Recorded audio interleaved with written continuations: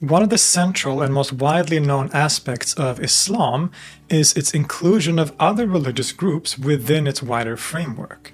While Islam is seen as the final and only fully legitimate revelation from God, and therefore religious law and religious system, it does recognize that other religions also carry truths, that they were also revealed by God but had gone astray from the original message and intention.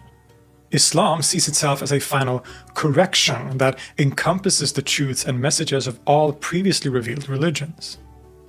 And this is the theological background to the so-called dhimmi system in Islam, that there are certain religious groups, particularly the so-called Ahlul Kitab, the people of the book, but also generally, historically, most religious minorities have had the ability to be protected by law and free to practice their religion as long as they pay a tax called the jizya. And people have different opinions about this. Some think this is just a kind of extortion, while others see this as a unusually open attitude towards religious minorities at that time in history, especially as a central part of the religion's theological teachings in itself, so to say. But regardless of one's opinion about that, that has been a central aspect of Islam and Islamic history. And while in practice most non-Muslims who have lived in Islamic lands have been eligible for this protection and paying the jizya, as I said, the group that is guaranteed this treatment in the Quran and Islamic law are the so-called Ahlul Kitab, or the people of the book. And this is a category taken directly from the Quran and refers to groups that are directly mentioned in that sacred text as religions that were revealed by God previously and thus have a certain level of legitimacy. Well known is the fact that this category includes Christians and Jews, and various other communities have been considered part of this category historically as well. But there's actually a third group that is mentioned alongside Christians and Jews in the Quran, but whose identity is a lot more mysterious and confusing. They are called the Sabi'un, often anglified as the Sabians. They're mentioned in several places in the Quran, all in very similar context, and again alongside Christians and Jews as people who, depending on how one interprets the text, are possibly allowed into paradise despite their non-Muslim status. In Surah Al-Baqarah, for example, it says, "Indeed, the believers, Jews, Christians, and Sabians, Sabi'un, whoever believes in Allah and the last day and does good will have their reward with their Lord, and there will be no fear for them, nor will they grieve."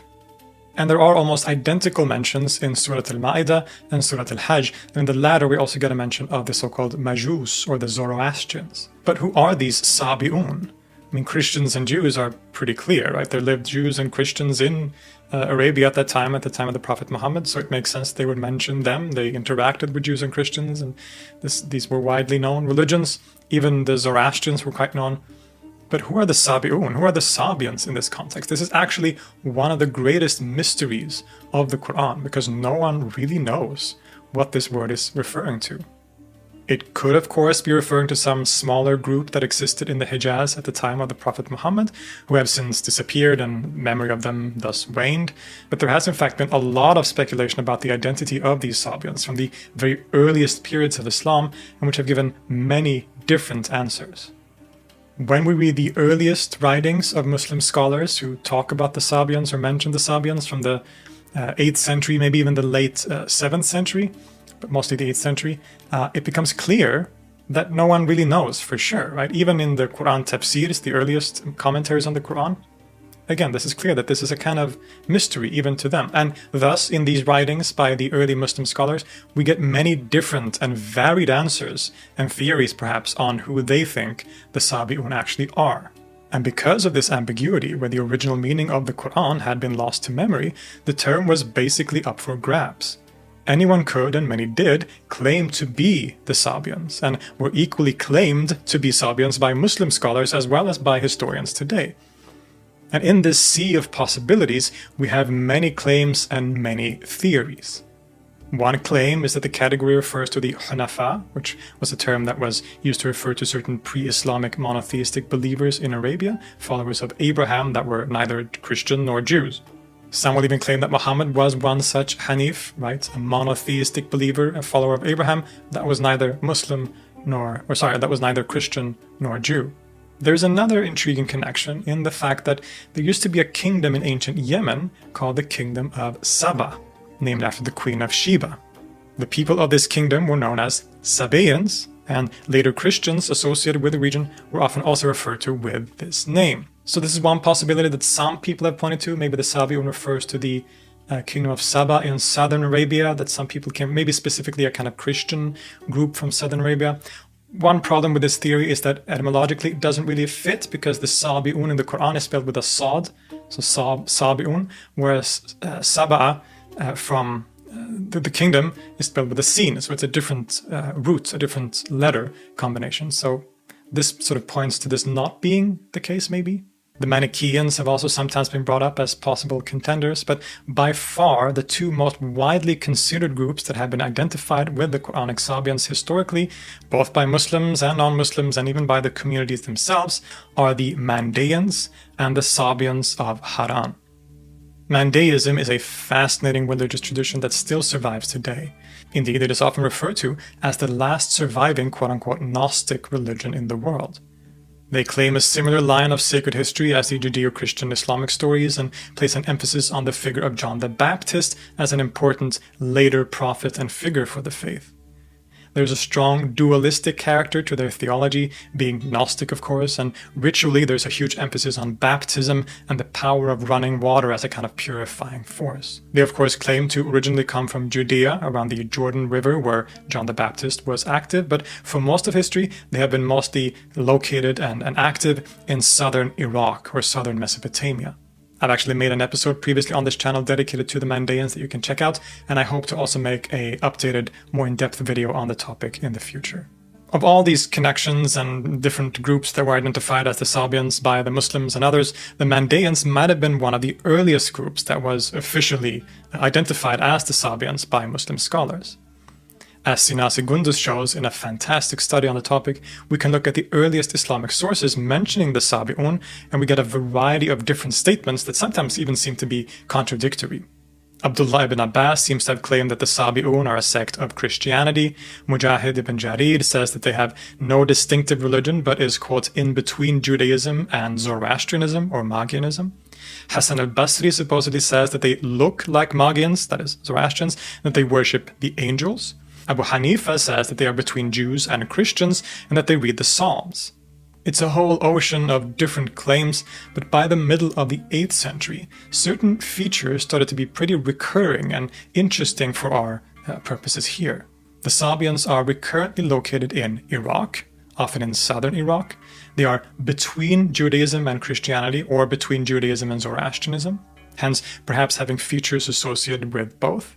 They believe in the prophets, though not all of them, obviously, according to Islam. They are monotheists and affirm the proclamation there is no God but God, just like the Muslims do. They pray 5 times a day, and they supposedly, quote, worship the angels. Now these are all features that point quite conveniently towards the Mandeans. They were, as we said, mostly located in Iraq at this time. They are generally monotheistic. They could be argued to have similarities with both Judaism, Christianity, and Zoroastrianism. In the Ginza-Rabba, the sacred scripture of the Mandeans, they are told to pray 5 times a day, they do read psalms, and the idea that they worship the angels is somewhat supported by the fact that angels, the malaika or malika, or good spirits, are an important feature of the religion. So while it isn't stated outright, it seems that by the 8th century, many people seem to be identifying the Mandeans as the mysterious Sabi'un of the Quran. And this would continue to be a popular attribution throughout history and still is today. It was even more firmly expressed and established in the 10th century in the writings of Ibn Bahlul, a Christian Arab writer. He writes in his Kitab al-Dala'il, quoting another figure called Abu Ali, quote, "A few of them came into my presence in the city of peace, that is Baghdad, in the days of my employment as secretary for Sarah, the daughter of al-Mu'tadid Billah, may God have mercy on him, and my employment as secretary for her mother and for her sister Safiya. I had requested for Sarah's mother as an administrative land grant the site of Bayadir, known as the Jewish in Al-Ghamida, and Adil in As-Saliq, all of whose inhabitants are Sabians. So I investigated their situation and queried them about it thoroughly. I found that they profess the religion of Seth, son of Adam, peace be upon him. They say that he is their prophet. They acknowledge Yahya ibn Zachariah, that is John the Baptist. They have a book that they call the First Psalter, being 120 surahs, short and long. They pray with it. The direction of prayer is Jerusalem. They have books of precept, one of which is attributed to John the Baptist, and another to Seth, son of Adam. they do not believe in the resurrection of the body, but of the spirit, al-arwah. They have the recompense of the garden and the recompense of the fire. As for the chief and his disciples, they enter the temple every day. The common people among them enter it every Sunday after they have immersed themselves in the water and cleansed themselves. And he goes on, but it's already pretty clear that he's referring to Mandeans and directly identifying them with the Sabians, who by this time in the 10th century has started being referred to as the Sabia rather than the Quranic Sabi'un. But part of what Ibn Bahlul is doing here is to argue that the Mandeans are the real Sabia, as opposed to another group that were often called as such too. At the beginning of the section that we just quoted, he says, quote, Abu Ali, may God have mercy on him, said, "They are the ones by whose epithet the Haranians are called. They are the ones mentioned in the Quran. Their status as dhimmis is sound. There is no relationship between them and the Haranian pagans, nor is there any point of comparison in any aspect of their religious laws. Rather, they are distinct from them in every way." This other group that he's arguing are not Sabians are referred to here as the Haranians, and they are the second group most commonly identified as the Quranic Sabi'un. Indeed, from the time of the Caliph al-Ma'mun, so around the 830s maybe, they seem to possibly be the most popular theory among Muslim scholars, which is why Ibn Bahlul has to push back against it in this text. Right? He is arguing that these Haranians that many people think are the Sabians are in fact not the Sabians. That's what he's saying here, right? He's saying the Mandeans probably are the real Sabians. The name Haranian refers to the city that they are from and associated with, Haran in northern Syria, which is part of the modern nation-state of Turkey. This was a place that had been important for the old Babylonian religious tradition, housing a famous temple for the moon god Sin. And it appears that despite the growth of monotheism in late antiquity, both Christianity and Islam, the people of Haran still held fast to their old religious traditions in a way that many other places in the region didn't. There seems to have been a fascinating remnant of Babylonian polytheism, and the Arab writers often refer to them as star worshippers in particular. Some of the most important early scientists and philosophers in the Islamic world were indeed from Haran and belonged to this group, most notably the court physician, mathematician, and astronomer Thabit ibn Qurra.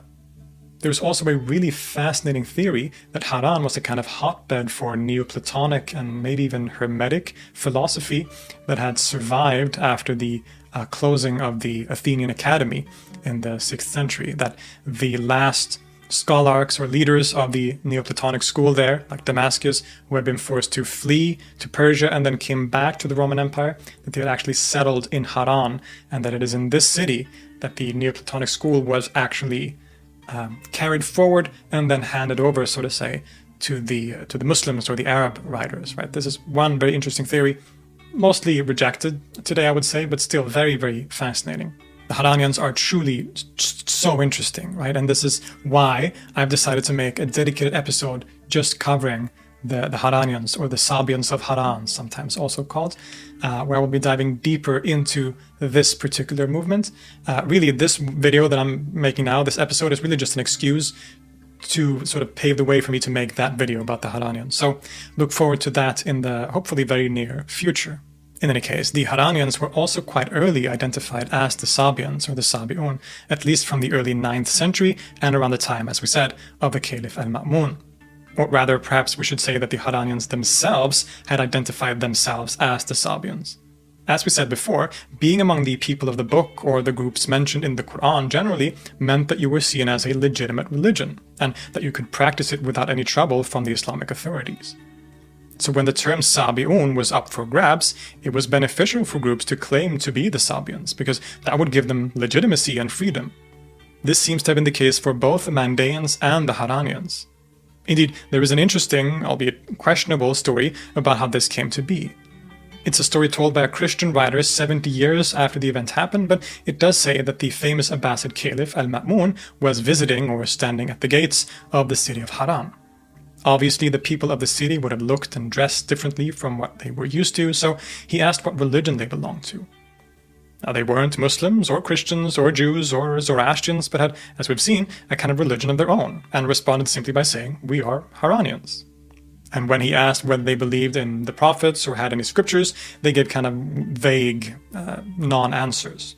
Now, as a response to this, Al-Ma'mun said that when he returned to the city next time, after a campaign that he was going to in the Byzantine territories, the Haranians better be Muslims, Christians, or Jews, or he was going to kill them all. Distraught over their situation, it is claimed that the Haranians then turned to a Muslim judge, a qadi, or a jurist, and asked what to do. He then told them of the verses in the Quran that we have quoted, and told them to just say that they were Sabians, which they then did, and thus they were able to escape the wrath of the caliph. Now, while this is a quite fanciful story, the general picture it paints is probably somewhat true, in the sense that the Haranians probably chose to identify themselves as the Sabians in order to make their situation easier and more comfortable within Islamic law. And it might have actually allowed them to survive for a lot longer than they would have otherwise, because according to our sources, it seems that they were practicing or identifying Haranian Sabians as far into history as the 11th century. The Muslims and Arab writers were often fascinated by the supposed Sabians of Haran, but we unfortunately don't have that many descriptions of the religion other than the wider label of calling them star worshippers.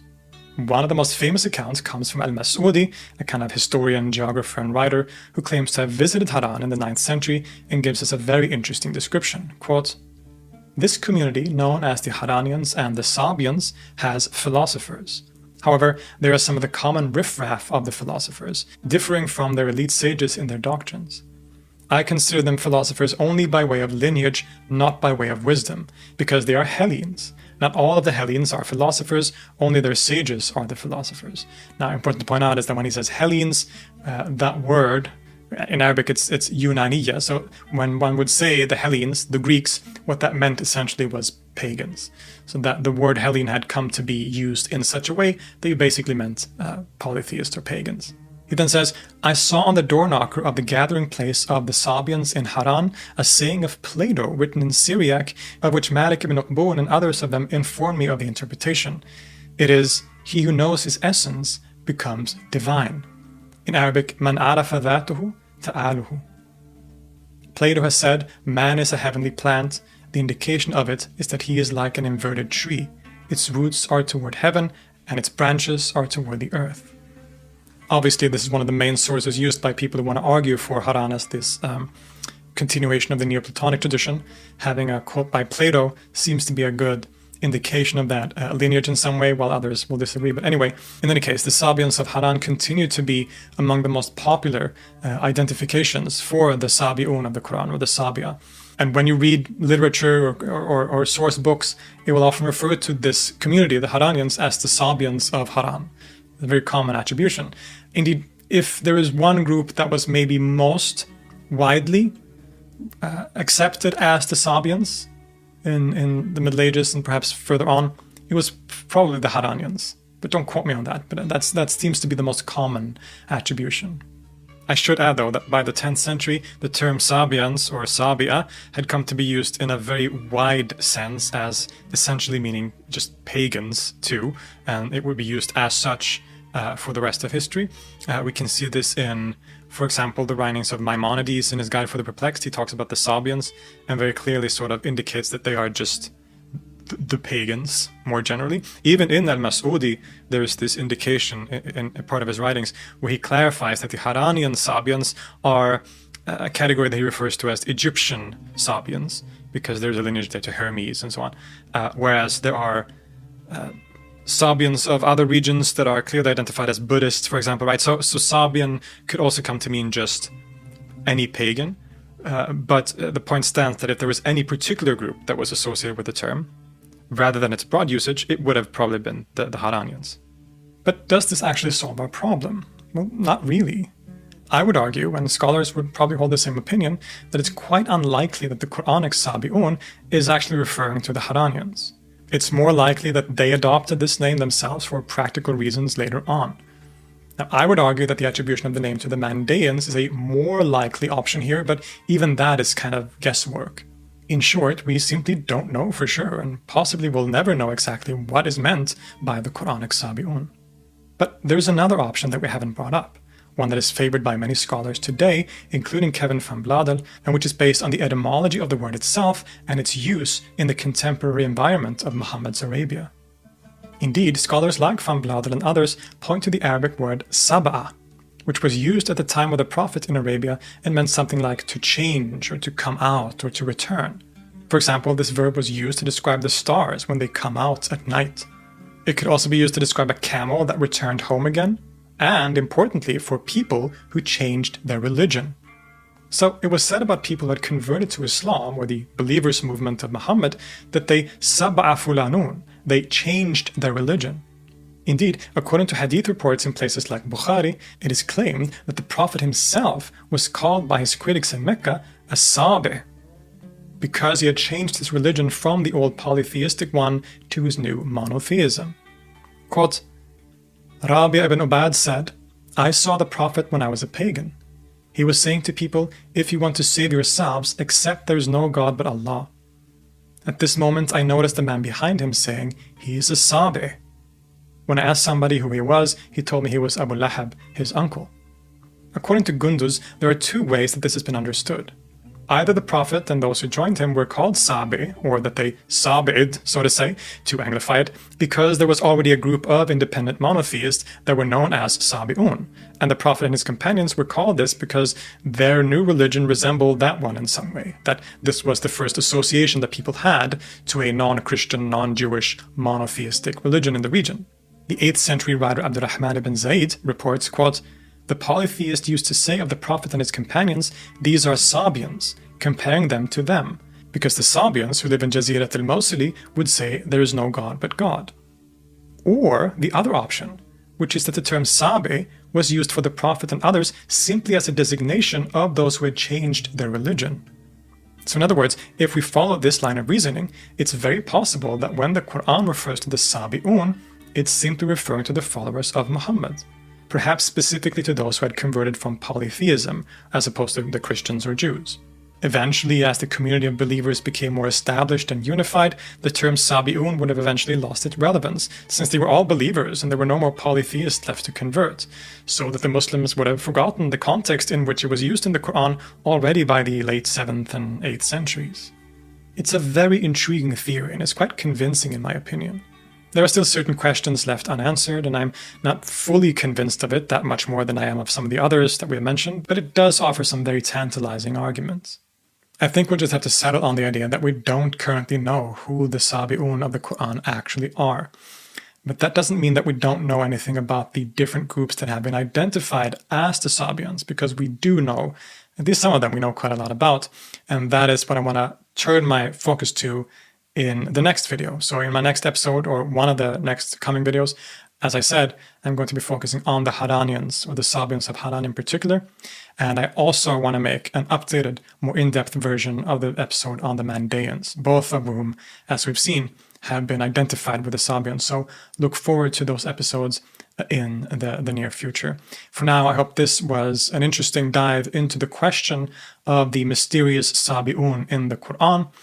I'm sorry to say that we don't have any more certain answer than we do, but it's still a very interesting, a very fascinating topic that really lends itself to a lot of interesting speculation and discussion. Thank you so much for watching and listening. I want to remind you that I just released a single with my project Zini called Tasting. It's a new song, rock-oriented, sort of alternative rock with influences and instruments from the Middle East, like oud and duduk and tambur. So if you're interested in that, then check that out. I want to thank all my patrons over on patreon.com who support this channel monetarily, and without whom none of this would be possible.